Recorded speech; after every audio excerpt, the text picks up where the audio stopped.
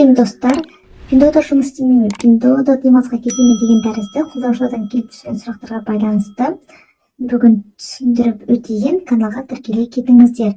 Қытай мемлекетінде болып жатқан ірі мерекеге байланысты қазан айының 1 мен 3 аралығы демалыс күндері болып саналады.